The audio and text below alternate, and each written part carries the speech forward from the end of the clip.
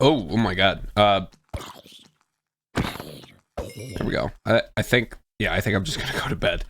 So, the day, I want to talk about the day when I first blew up and kind of the complications that kind of arise when stuff like this happens. I think it's a really interesting concept. The idea of virality, and if it wasn't clear, I'm not talking about like blowing up with a landmine or something. I'm talking about YouTube blowing up.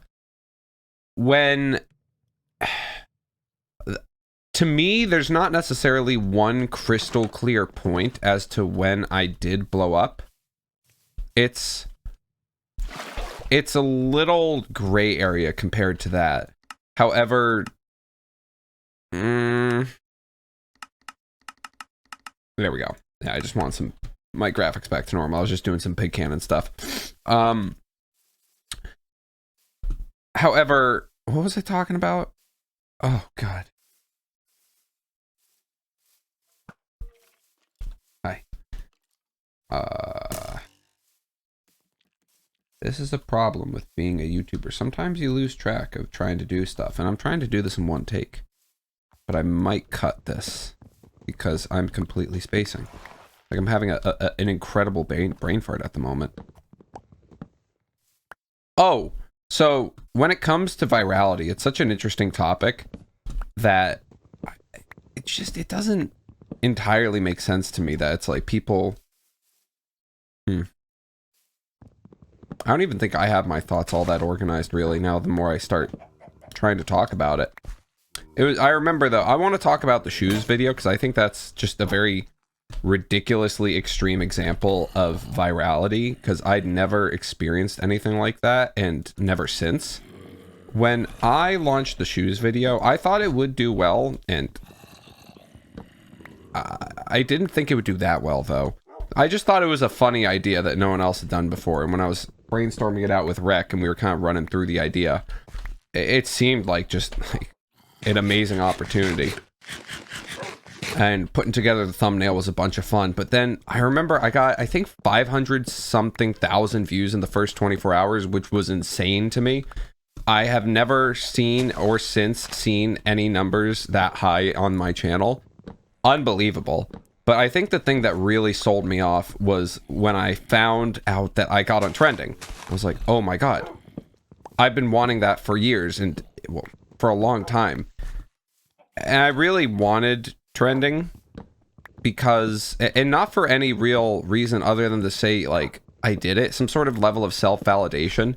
There's no monetary gain. There's no status that really comes from trending. I just feel like if I were to make a video that hit trending, that to me means I've got what it takes to be a popular YouTuber to a wide-scale audience. And I remember after I uploaded that video, it was actually kind of going downhill. Each video was getting less and less views from then. And I definitely was starting to become a bit more optimized, unintentionally, trying to figure out what was the formula that made that video do as well as it has. And I still have that sort of outlook today. I'm trying to let go of it so much and not sort of super hyperanalyze it. I think the ideas really do play a big part, but to this day, I still don't even know exactly how that video performed as well as it did. It's a bit of an anomaly in my case, and I'm still trying to learn and understand it. I mean, I'm always open to hearing people's thoughts on that video, and people definitely give me their thoughts, but every time I ask, why do you think it did as well as it did? Like, and they're like, well, it was a good video. I'm like, I get that. I can understand if it's a good video because you see the data in the AVD, but how did so many people on that first day click on it?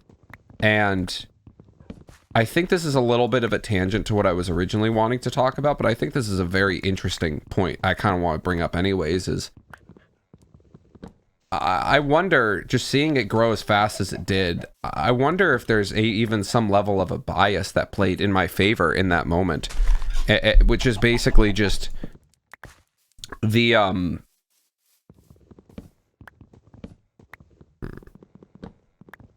choking. I can't remember what I was saying. Oh my god. Why am I so spaced out today? That's another thing. I don't know why I'm so having so much troubles focusing in on my topics. Maybe that's just part of it. You have some wins, you have some L's and days, and maybe today's an L. I kind of slept in quite a bit.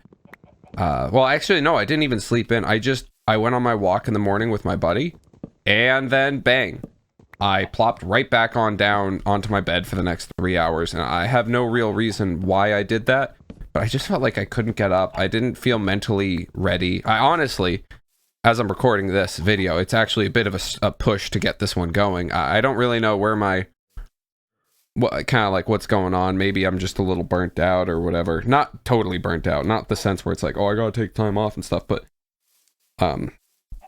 maybe it's just I've been kind of pushing them too hard, or maybe this is the motivation wearing off, and this is where the discipline needs to take over, and I have to stay disciplined to my my craft of wanting to do these videos for at least the next 30 days. 'Cause I love the idea that this will be bingeable. That'd be really cool.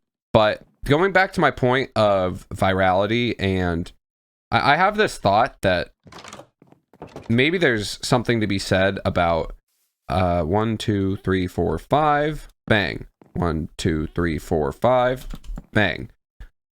I just feel like maybe there's something to be said about the rule of big numbers. Like, imagine you see a video that's got 50 million views, and then you're like, oh, why does that video have so many views? That level of intrigue already like convinces me to be like, I should probably click on this video to understand what's going on. Why is it as successful as it is? And I wonder if there's something to be said about being at play there, because I have a lot of videos. If my videos get over 1 million views, they start becoming just constant performers, at least from what I've seen. And even if I don't feel like the videos are as good objectively as others, and I'm not really one to be able to really tell that,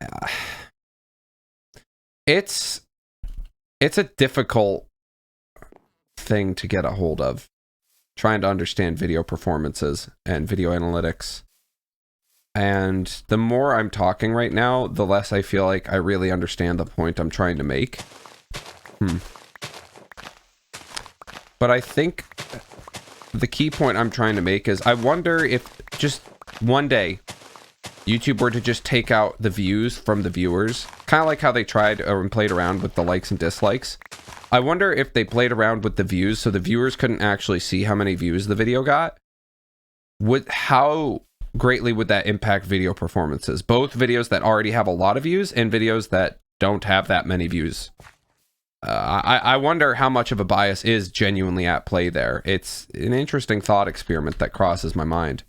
Because imagine that you have a video that's the best video ever, hypothetically, and then in 10... It's only got 10 views. Let's just say that. It's only got 10 views.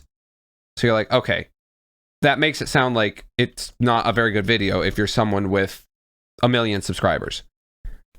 That's a bit of an extreme example, but I think that's an example that can happen nonetheless. And then you've got this other video that's a pretty meh video, but it's got 50 million views. And so you're sitting there probably wondering, well, how on earth did this video get so many views? And so imagine stripping away all of the view counters, so you actually can't see as the viewer any of those big numbers to sort of allow that to make your decision, and instead just focus on the quality of the thumbnail and the title and the idea to then judge provide a judgment as to whether or not you think this will be a good video to watch. That's just some sort of thought experiment that I have in my head. Would we see a big improvement in performance on videos that don't have a lot of views, and a decrease in performance that videos that do have a lot of views? I don't know, but I would love to find out. 1, 2, 3, 4, 5. 1, 2. Oh, I gotta go here. And then actually, what I'm gonna do is this. Bang. I'm gonna block it off like that. That should be fine. That looks good. Yeah, it's a bit of a ramble. I don't really have too much to add to that entire point, but I just think it's an interesting way of thinking of how is the human perception of video success perceived on a grand scale level when you observe the views.